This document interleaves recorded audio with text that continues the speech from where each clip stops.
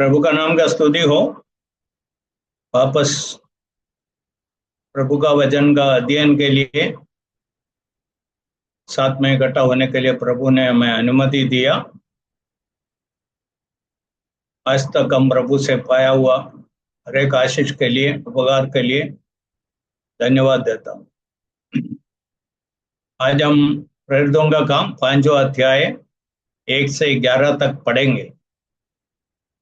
मैं राकेश भाई से विनती करता हूँ तो हिंदी में हमें सुनाइए। जी अंकल। प्रेरितों 5 अध्याय 1 से 11। हनन्याह नामक एक मनुष्य और उसकी पत्नी सफीरा ने कुछ भूमि बेची और उसके दाम में से कुछ रख छोड़ा, और यह बात उसकी पत्नी भी जानती थी, और उसका एक भाग लाकर प्रेरितों के पांवों के आगे रख दिया। पतरस ने कहा, हे हनन्याह, शैतान ने तेरे मन में यह बात क्यों डाली कि तू पवित्र आत्मा से झूठ बोले और भूमि के दाम में से कुछ रख छोड़े? जब तक वह तेरे पास रही, क्या तेरी न थी? और जब बिक गई तो क्या तेरे वश में न थी? तूने यह बात अपने मन में क्यों विचारी? तू मनुष्यों से नहीं परंतु परमेश्वर से झूठ बोला है। ये बातें सुनते ही हनन्याह गिर पड़ा और प्राण छोड़ दिए, और सब सुनने वालों पर बड़ा भय छा गया। फिर जवानों ने उठकर उसकी अर्थी बनाई और बाहर ले जाकर गाड़ दिया। लगभग 3 घंटे के बाद उसकी पत्नी जो कुछ हुआ था ना जानकर भीतर आई। तब पतरस ने उससे कहा, मुझे बता, क्या तुमने वह भूमि इतने ही में बेची थी? उसने कहा, हाँ, इतने ही में। पतरस ने उससे कहा, यह क्या बात है कि तुम दोनों ने प्रभु के आत्मा की परीक्षा के लिए एका किया? देख, तेरे पति के गाड़ने वाले द्वार ही पर खड़े हैं और तुझे भी बाहर ले जाएंगे। तब वह तुरंत उसके पांव पर गिर पड़ी और प्राण छोड़ दिए, और जवानों ने भीतर आकर उसे मरा पाया और बाहर ले जाकर उसके पति के पास गाड़ दिया। सारी कलीसिया पर और इन बातों के सब सुनने वालों पर बड़ा भय छा गया। Thank you. ये जो भाग हमने पढ़ा है बहुत दुखित एक भाग है। It's a sad portion of the word of God. Just like Genesis 3, उत्पत्ति 3 बहुत दुखित अध्याय है। इसी प्रकार मंडली का शुरुआत में, कलीसिया का शुरुआत में हम देखते हैं एक पति पत्नी पवित्र आत्मा का बातें सुनकर मानकर उसके अनुसार करने के बदले में शैतान का बात को सुन के झूठ बोला है। उसका परिणाम हम देखते हैं। अध्याय 4 का आखिरी में हमने पिछले हफ्ता बरनबास के बारे में पढ़ा। उसने भी अपना भूमि बेचा,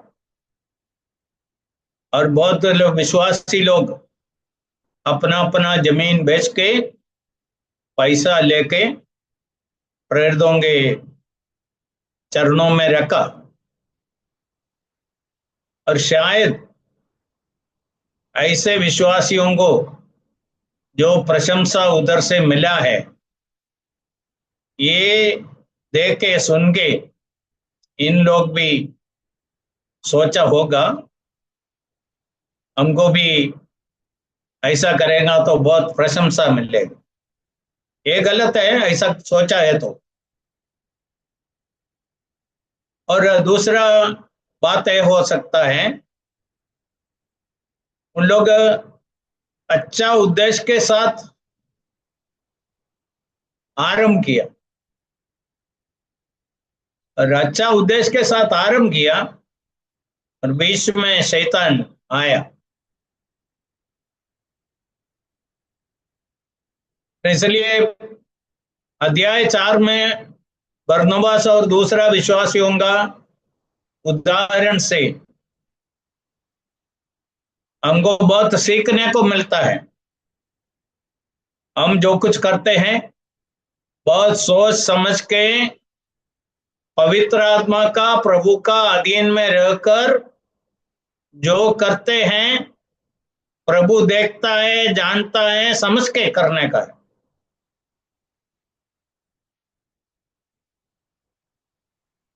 ये अनन्या और सफीरा का कहानी हमें सिखाते हैं, हमारा प्रभु एक पवित्र प्रभु है, न्यायी प्रभु है। पाप कोई भी रूप में हो, वो झूठ के रूप में हो, हमारा क्रिया के द्वारा हो, कुछ भी हो, ईश्वर सहन नहीं सकता है। चलिए दोनों स्टोरी से दो बात ये पूरा बाइबल में हम देख सकते हैं। बाइबल का बहुत कुछ कहानियां, ऐसा घटनाएं, it is for our learning and it is for our warning. ये हमारा सीखने के लिए है, सीख के लिए है, और हमारा चेतावनी के लिए है। बाइबल बहुत जगह में कुछ दृष्टांतों के द्वारा, कुछ घटनाओं के द्वारा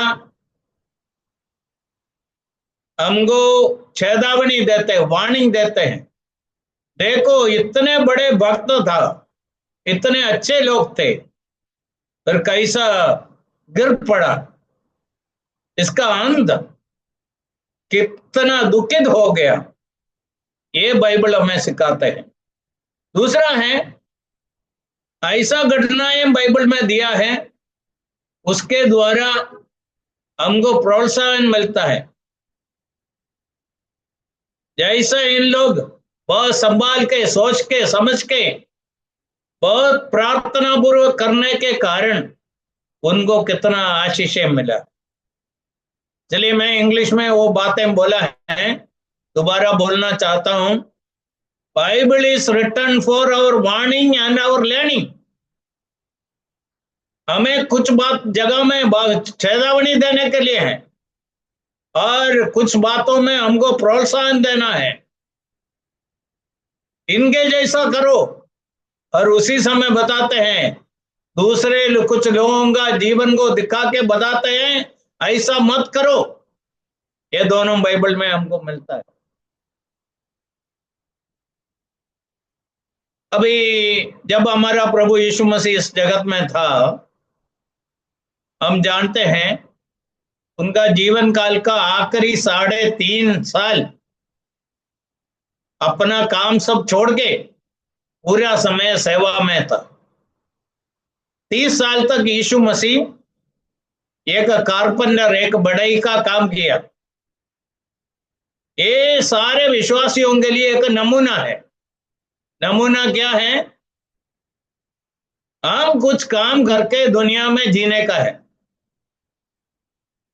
ये बाइबल हमें सिखाते हैं। आलसी लोगों के लिए जब बाइबल में कुछ जगह नहीं है, परिश्रम करने वाला होना है। यीशु मसीह 30 साल तक का जीवन के द्वारा लोगों को दिखाया कैसा अपना रोटी कमाना है। 30 साल से लेकर 33 साल तक, 33.5 साल तक, 3.5 साल का जीवन में यीशु कुछ काम नहीं किया। यीशु विश्वास से जीवन बिताया। यीशु अपना शिष्यों को दिखाया, और भविष्य में उन लोगों का सेवा कैसा होना है इसके बारे में अपना शिष्यों को सिखाया। चलिए यीशु मसीह इधर पूरा समय सेवाओं के लिए, आखिरी जो भाग है 3.5 साल, पूरा समय सेवा में जो है उनके लिए एक उदाहरण। अपना काम सब छोड़ के पूरा समय सेवा करते हैं, उन लोग कैसा जीने का है। यीशु जब इधर थे 3.5 साल, उनका जरूरत सब कैसा पूरा हो गया। हम लूका का सुवार्ता 8 का 1 से 3 तक पढ़ते हैं। Look chapter 8, 1 to 3. There were some rich women who contributed to Jesus needs regularly. यीशु मसीह का जरूरतों के लिए कुछ धनी स्त्रियां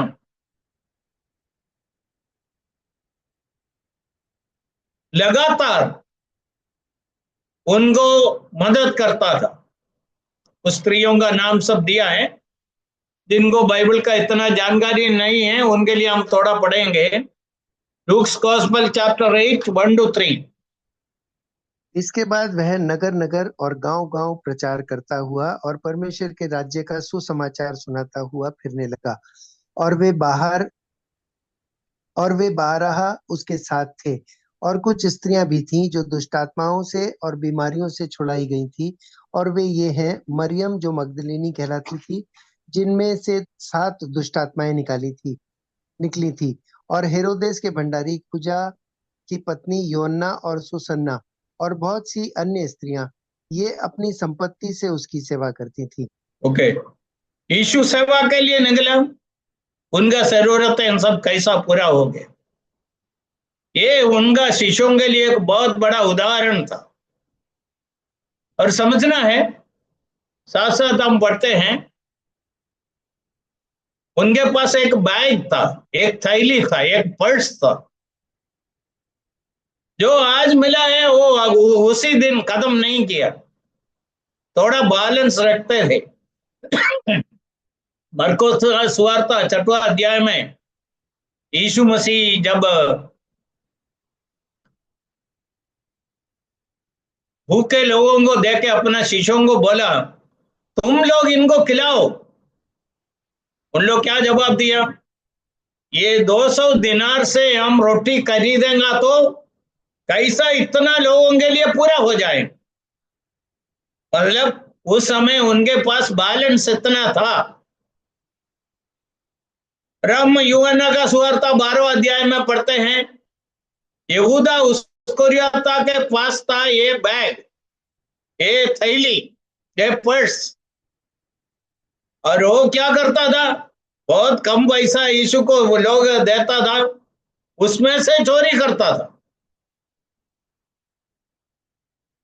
और आखिरी में इतना ही मैं बताना चाहता हूं, यीशु 33 साल से आखिरी 3.5 साल कुछ नौकरी नहीं किया, कुछ कमाया नहीं है। फिर उनका जरूरत विश्वास करने वाला कुछ स्त्रियों के द्वारा पूरा हो गया। ये अपने शिष्यों के लिए एक बहुत बड़ा उदाहरण था, भविष्य में उनका सेवा कैसा होना था। जब यीशु उनके साथ थे, यीशु उनको सिखाया विश्वास का जीवन के बारे में। मत्ती का सुवार्ता 6वां अध्याय 25 और 26 में यीशु बोला, तुम क्या खाओगे, क्या पियोगे, क्या पहनोगे, इसके बारे में चिंता नहीं करना। आकाश का पक्षियों को देखो, वो बोता नहीं है, काटता नहीं है, इकट्ठा करता नहीं है, फिर भी तुम्हारा स्वर्गीय पिता उनको खिलाता है। इतना पक्षियों को कौन खिलाता है? हमारा स्वर्गीय पिता, तुम्हारा स्वर्गीय पिता खिलाता है। उनको ये आकाश में जो पक्षियां हैं उनको खिलाने को आता है, तो तुम्हारा जरूरत क्यों ना पूरा करे। इसलिए विश्वासी लोगों को अपना विश्वास मजबूत कराना है। हम ऐसा एक ईश्वर पर विश्वास करते हैं, वो सबका मालिक है, इतना नहीं है, सबको संभालने वाला है, सबको खिलाने वाला है, सबका जरूरत जानने वाला है। इसलिए प्रभु का एक दास बोला, समुद्र में जो सबसे बड़ा मछली है उसको एक दिन 1.5 टन खाना चाहिए, मतलब 1500 किलो खाना चाहिए उसको एक दिन। उसको उसका खाना ईश्वर देता है। उस ईश्वर हमारा जरूरत भी पूरा करने के लिए सामर्थ्य है, ये हमको विश्वास करना। इसलिए यीशु अपने शिष्यों को विश्वास सिखाना शुरू किया। हम जानते हैं जब पतरोस और अंद्रया, यूहन्ना, याकूब को सब दूसरी बार मिलता था, उन लोग मच्छी पकड़ने के लिए गया, पूरा रात मेहनत किया, कुछ मिला नहीं है। पर क्या हुआ हम जानते हैं। उन लोग निराशित होके उधर खड़े थे, उस समय यीशु पहुंच गया। यीशु उनको आज्ञा दिया, उसका आज्ञा के अनुसार उन लोगों ने जाल डाला। परिणाम क्या हो गया, इतना जाल भर के मछली मिला।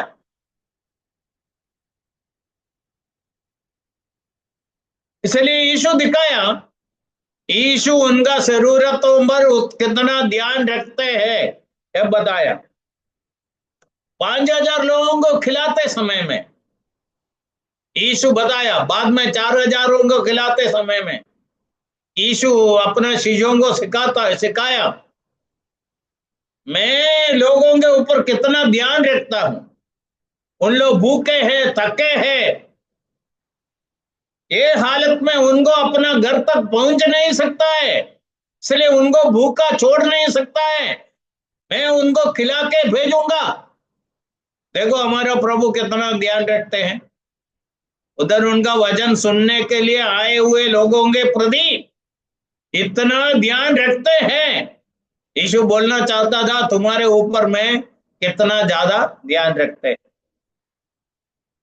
पतरस को जब टैक्स भरने के लिए पैसा नहीं था, यीशु को मालूम हुआ उनके पास पैसा नहीं है, यीशु का भी टैक्स नहीं भरा था। यीशु पतरस को बोला, तुम जाके ये हुक को डाल दो, जो पहला मछली तुमको मिलेगा उसके मुंह में तुम्हारे लिए और मेरे लिए पर्याप्त सिक्का मिलेगा। देखो पतरस अपना टैक्स नहीं भरा है, यह प्रभु को मालूम था, उसके लिए योग्य व्यवस्था प्रभु करके दिया। बाद में हम सुवार्ता में पढ़ते हैं, यीशु अपने शिष्यों को प्रचार करने के लिए भेजा। मरकुस का सुवार्ता मत्ती 10वां अध्याय में उनको बोला, कुछ पैसा तुम्हारे पास ना रखो, कुछ सोना चांदी कुछ ना रखो, विश्वास से जाओ, तुम्हारा जरूरत सब पूरा हो जाएगा। यदि उनका जरूरत सब पूरा नहीं हो तो उन लोग वापस आके क्या बोलता था, आपने हमको ऐसा बोल के भेजा, देखो हमारा हालत, हम कितना दिन से कुछ खाया नहीं है, ऐसा कंप्लेन कर सकता है। ऐसा कंप्लेन नहीं किया, उनका जरूरत सब पूरा हो गया। देने के बारे में यीशु क्या सिखाया, give and it shall be given unto you, दे दो तुमको वापस मिलेगा, देगा तो तुमको वापस मिलेगा। ये सब मानुषिक रीति से मुश्किल है, पर प्रभु का रास्ता ऐसा ही है। और देने के बारे में यीशु अब लोगों को सिखाया। मत्ती का सुवार्ता 6वां अध्याय में, what your right hand is doing, let your left hand do not know that। आपका दाहिने हाथ जो करता है वो बाया हाथ ना जाने, इतना गुप्त में करना है, गुप्त में देना है। प्रभु का इच्छा है तो अगले हफ्ता हम देने के बारे में थोड़ा विस्तार से सीखेंगे, उस समय मैं बताऊंगा सीक्रेट गिविंग। और जो राइट हैंड करता है लेफ्ट हैंड को मालूम नहीं पड़ेगा। कभी कभी सेवकों का, विश्वासियों का, लाइफ पार्टनर्स को भी मालूम नहीं है उसका पति कितना दिया और पत्नी दिया कितना दिया। गुप्त में लोग देने के लिए सीखा है, आज भी करते हैं। मैं ऐसा बहुत लोगों का अनुभव, लोगों के द्वारा अनुभव किया हुआ बात बताया। इसलिए यीशु अपने शिष्यों को तैयार कर रहा था, सिखाता था, ताकि उन लोग जाके वचन सिखाएं साथ साथ ये प्रभु 3.5 साल उनका जरूरत सब पूरा किया, उनका जरूरतों के अनुसार उनको मदद किया।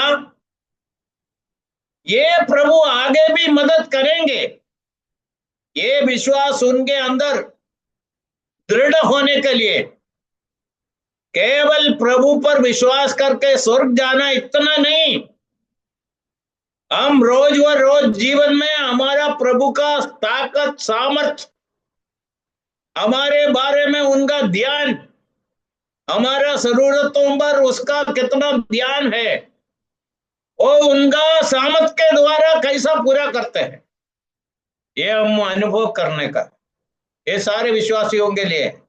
चलिए, यीशु 3.5 साल उनका शिष्यों को ईश्वर के राज्य के बारे में, मंडली के बारे में, सुवार्ता प्रचार के बारे में सब सिखाया। साथ साथ प्रभु उनको प्रैक्टिकल लेसन्स देता था, उन लोग जाके भविष्य में कैसा इस जगत में सेवा करना है, कैसा जीना है, ये सारे विश्वासियों के लिए समझने का बात है। अब इधर अनन्यास और सबीरा के कहानी में हम आएंगे 5वें अध्याय में, प्रेरितों का काम 5वें अध्याय में। उनका पाप क्या था? उनका पाप इतना ही था, झूठ। क्या झूठ था? लोगों को मालूम होना है, लोगों को ऐसा दिखाना है, हमको जो जितना जमीन का पैसा मिला है, दाम मिला है, वो पूरा हम दे दिया। ये था उनका पाप। मानसिक दृष्टि से देखेंगे तो ऐसा ही लोगों को मालूम पड़ता था। और इधर एक बात समझना है, सर्वज्ञानी ईश्वर, सर्वज्ञानी पवित्र आत्मा, उनके सामने हमारा झूठ नहीं चलेगा, हम कुछ छुपा नहीं सकता है। आज ये संदेश सुनने वाले विश्वासी लोग और दूसरे लोग भी समझ लें, हमें पूरा पूरा देखने वाला, समझने वाला, हमारा अंदर क्या है, बाहर क्या है, सब समझने वाला एक ईश्वर है, हमारा ईश्वर। उनका आंख बंद नहीं है, उनका कान बंद नहीं है, उनको देख सकता है, समझ सकता है हम क्या सोचते हैं, हमारा हृदय का विचारों को जानने वाला ईश्वर। देखो, इस ईश्वर से हम बहुत भय के साथ जीना है। हमें पूरा पूरा देखने वाला, हमारा बैठना, उठना, बोलना, चलना सब समझने वाला, देखने वाला एक ईश्वर के सामने हमको जीना है, सेवा करना है। हमारा ईश्वर ऐसा दूर एक जगह में बैठा है, हम इधर क्या कर रहा है कुछ मालूम नहीं है, ऐसा मत सोचना। आपको मालूम है, यीशु का पुनरुत्थान के बाद पतरोस और उनका साथियों ये पुनरुत्थान का बात मानने के लिए तैयार नहीं हुआ, और उनका परिस्थिति ऐसा था, वापस वो पुराना जाल और नाव लेके मच्छी पकड़ने के लिए गया, और उन लोग पूरा रात मेहनत किया, उनका मेहनत का कुछ फल नहीं मिला, सब प्रभु को मालूम था। सुबह सुबह प्रभु उधर पहुंचा। उधर एक अजीब बात है, प्रभु उनके लिए ब्रेकफास्ट लेके गया था, और उनको प्रभु गुस्से में एक शब्द भी नहीं बोला, बहुत प्रेम के साथ, बहुत दया के साथ, बहुत करुणा के साथ उनके साथ व्यवहार किया। इसलिए उन लोगों को प्रभु वापस उनका सेवा में लाया। उधर और एक बार हम देखते हैं प्रभु उनके ऊपर कितना ध्यान रखते हैं। उन लोग भूखे हैं, थके हैं, और उनका मन में बहुत संघर्ष है, और जो माहौल बन गया है उसका कैसा सामना करना है, से बहुत चिंतित है। ये सब प्रभु जान के ही उधर पहुंच गए। उधर मैं एक प्रोत्साहन का बात देना चाहता हूं। आपका परिस्थिति क्या है, बीमारी हो, पैसा का जरूरत हो, आर्थिक बात हो, बच्चों का विषय हो, पढ़ाई का बात हो, परीक्षा का विषय हो, नौकरी का विषय हो, कुछ भी हो, ये पूरा जानने वाला आपका सारा समस्या का निवारण कर सकते हैं। ऐसा एक ईश्वर है हमारा ईश्वर। चलिए, भजन संगीता लिखने वाला बोला है, चक्कर देखो मैं उत्तम हूं। चक्कर देखो मैं उत्तम हूं। न प्रभु अपना एक एक बच्चा से चाहता है। ये कुछ बड़े बड़े लोगों का अनुभव इतना नहीं है, सीमित नहीं होना है, उनके लिए चलेगा ऐसा नहीं है। छोटे से छोटा विश्वासी भी चक्कर देखना है।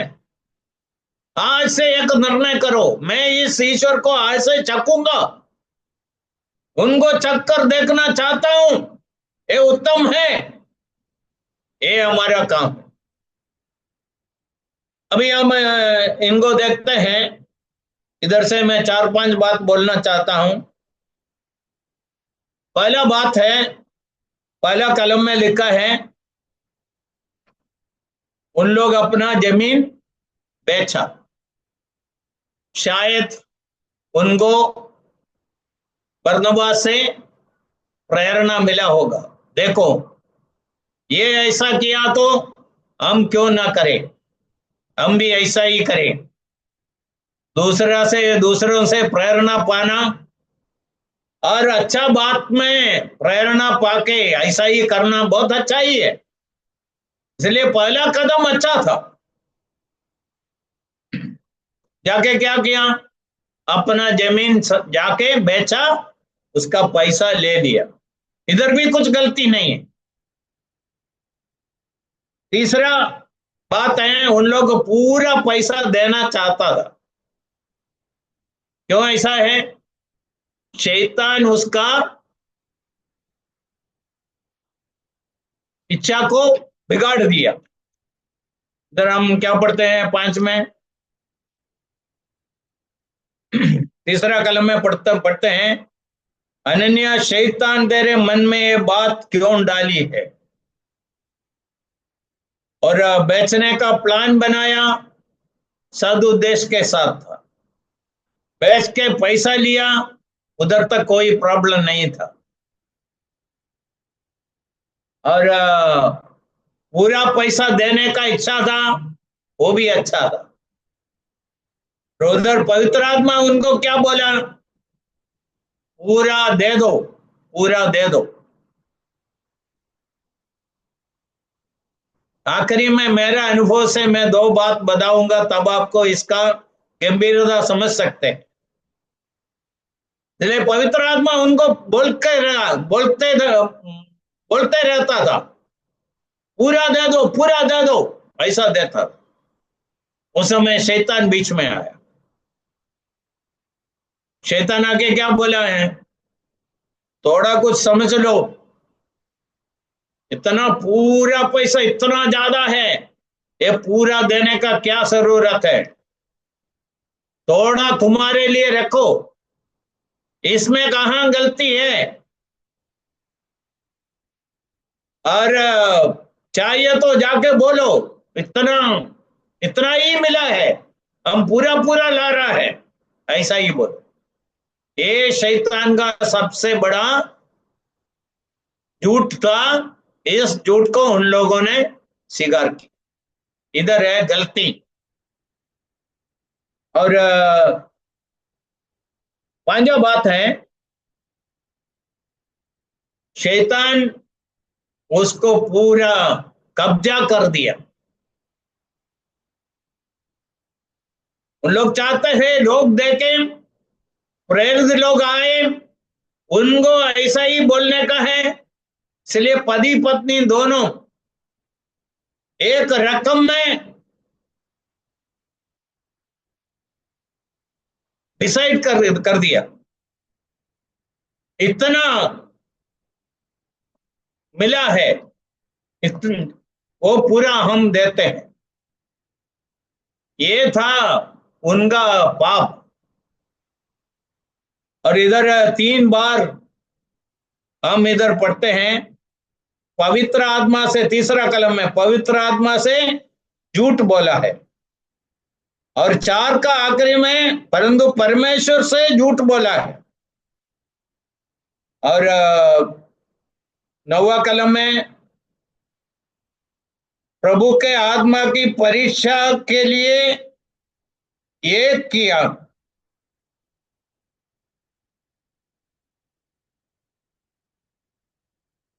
दोनों पति पत्नी एक ही बात बोला है, एक ही रकम दोनों का मुंह से निकला है, दोनों एक हो गया झूठ बोलने में। और परिणाम क्या निकला हम जानते हैं। देखो,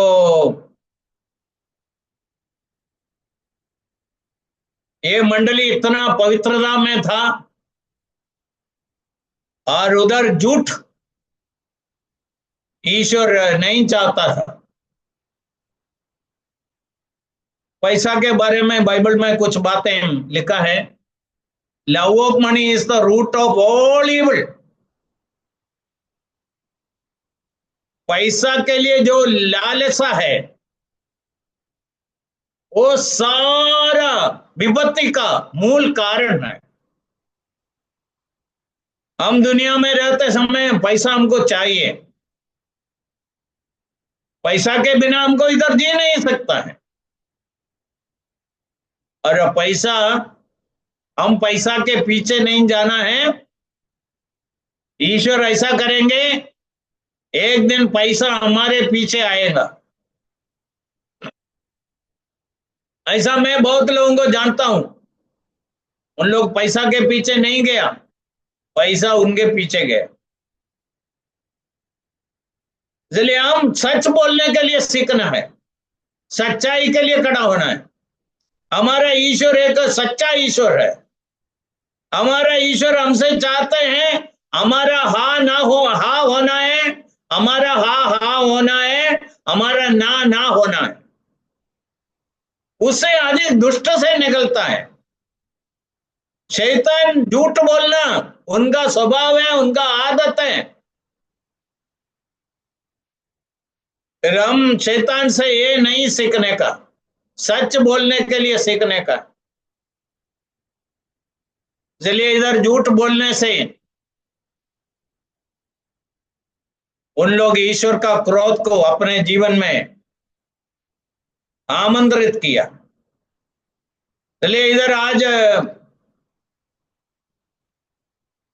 इतना हमको सीखना है, हम ईश्वर के सामने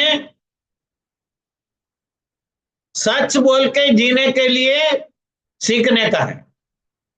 मैं झूठ नहीं बोलूंगा, झूठ को मेरे जीवन में कुछ जगह नहीं रहेगा, मैं सत्य बोलूंगा। ये हमको सीखने का है। अभी मैं मेरा जीवन से 2 दृष्टांत देके ये पढ़ाई पूरा कर देता हूं। पहला था, मेरा जमीन जब केरला में बेचता, ऐसे 40 साल के आसपास, इधर एक घर खरीदने के लिए मेरे आगे कोई रास्ता नहीं था। मैं जाके गांव में मेरा जमीन था, वो जमीन बेचने के लिए गया। मेरा पिताजी का था। आखिरी में पिताजी मेरा बात सब मान लिया, जमीन बेचने के लिए तैयार हो गया, बेचा। जब पैसा आया, पहले मेरा पिताजी 50,000 रुपया निकाल के मुझको ऐसा ही दे दिया, तुम इस घर के लिए बहुत तकलीफ उठाया, मेहनत किया, इसलिए ये पहले रखो। बाकी मैं बाद में बांटूंगा। देखो, मैं मेरा पिताजी को ऐसा बोला है, मुझको एक पैसा भी ये जो आपने 50,000 दिया इसमें से नहीं चाहिए। क्या पैसा का जरूरत नहीं था? जरूरत था। मैं इसलिए किया, बाद में मेरा साक्षी कोई भी रीति में बिगड़ना नहीं। मैं पिताजी को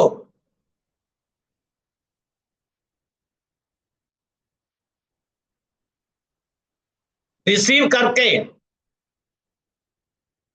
उनसे ज्यादा पैसा लिया ऐसा मैं किसी से सुनना नहीं चाहता था।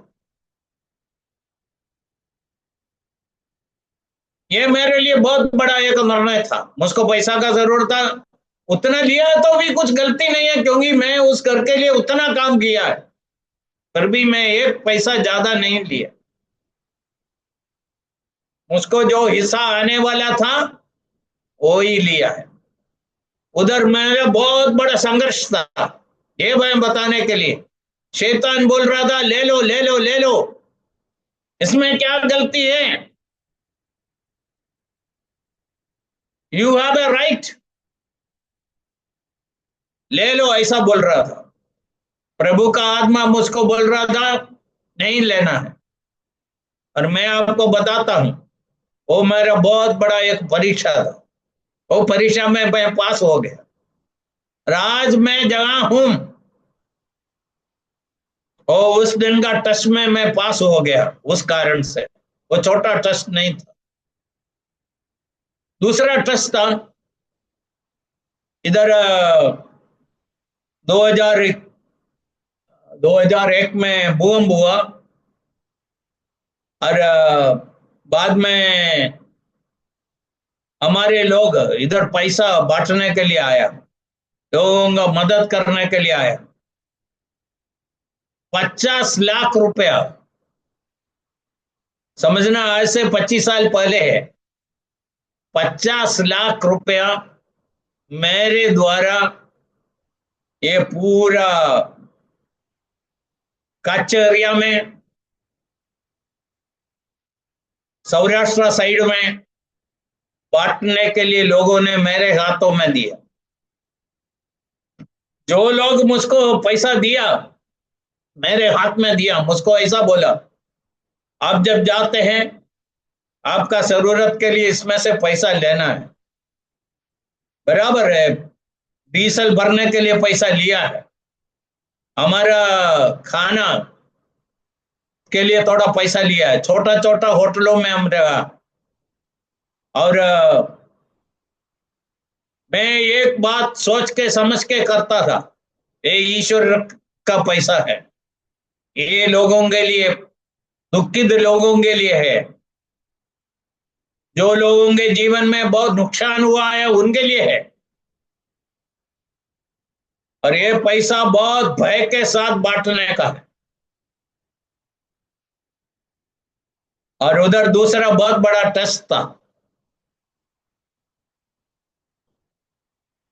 मैं क्या बोलना चाहता हूं, कभी कभी ईश्वर हमको टेस्ट देगा, पैसा के विषय में हमको टेस्ट देगा। ये पैसा हमारे पास दिया है, ये पैसा को हम क्या करते हैं। इसलिए अनन्या और सफीरा के जीवन से हमको क्या सीखना है। पैसा आने तक कोई प्रॉब्लम नहीं था, उसका सोच अच्छा था, पूरा देने का मन अच्छा था, जमीन जाके बेच के पैसा लाया, उधर भी कुछ प्रॉब्लम नहीं था, पवित्र आत्मा से का अगुवाई मिला, पूरा दे दो। और ये सब बातों के बीच में गड़बड़ी करने वाला आया, आपको समझना है। हमारा जीवन का हर एक निर्णय में ऐसा ही है, एक साइड हम पवित्र आत्मा का आवाज सुनता है, दूसरे साइड शैतान हमारे साथ बात करता है। आज से 38 साल पहले हम केरला से गुजरात में वापस आने का निर्णय कर रहा था, निर्णय किया। आखिरी में मेरा मंडली में जाके मैं उनको बताया हम वापस गुजरात में जा रहे हैं। मेरा मंडली वाला ना बोला नहीं जाना है।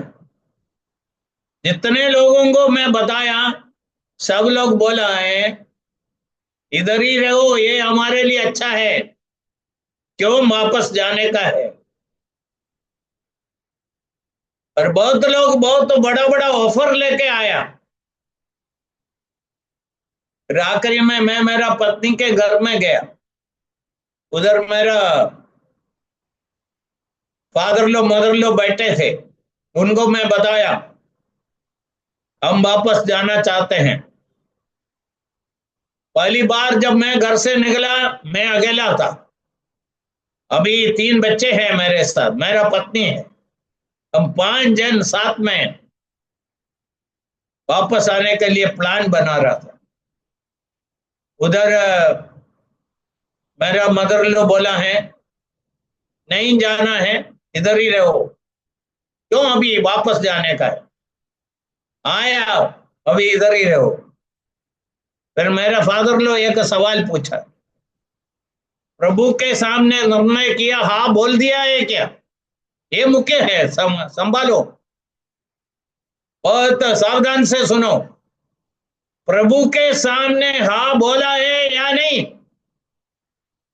मैं बोला प्रभु के सामने हाँ बोल दिया है। फिर बोला ऐसा हाँ बोल दिया तो दूसरे लोग कुछ भी बोले उसको सुनने का नहीं। हाँ नहीं बोला है, यदि अभी भी सोचता है तो इधर रहो। यदि हाँ बोल दिया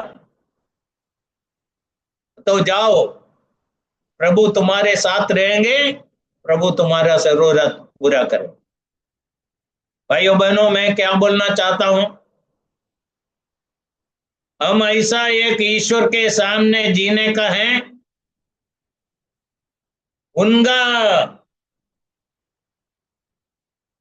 बच्चे हैं, उनका सेवक हैं। ये हमारा ईश्वर हमें पूरा पूरा जानने वाला है। उनका जानकारी के बिना एक बाल भी हमारा सिर से ना गिरेंगे। इतना स्पष्ट,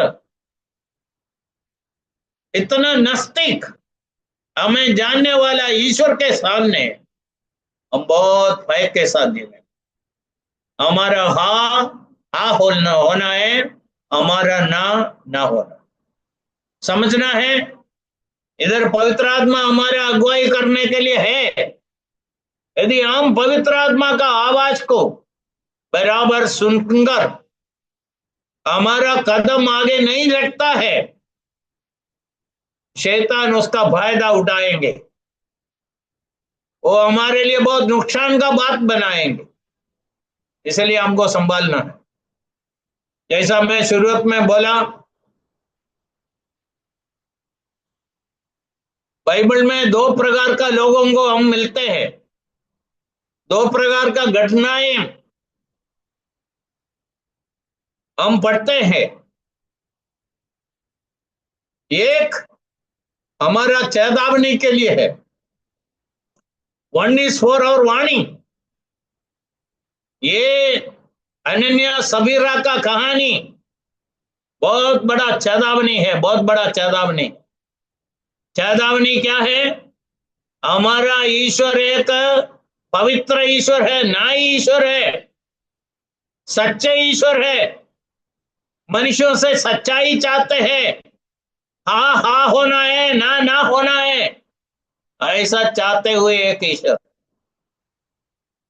चलिए आगे हम जब ये सेवा, ईश्वर का सेवा करेंगे, उनके लिए हम दुनिया में जिए, समझ लो हमारे ऊपर पूरा ध्यान रखने वाला, हमें पूरा जानने वाला, हम कहाँ हैं, हमारा जरूरत क्या है, हमारा समस्या क्या है, हमारा बोझ क्या है, हमारा जीवन का परीक्षा क्या है, सब अच्छी तरह हमसे भी ज्यादा जानने वाला और सारा समस्याओं का निवारण कर सकते हुए करने वाला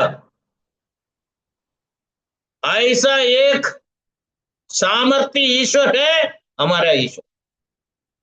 उनके सामने बहुत भय के साथ हम जिए। साथ साथ मैं बोला, कुछ घटनाएं हैं, कुछ लोग हैं हमारा प्रोत्साहन के लिए है।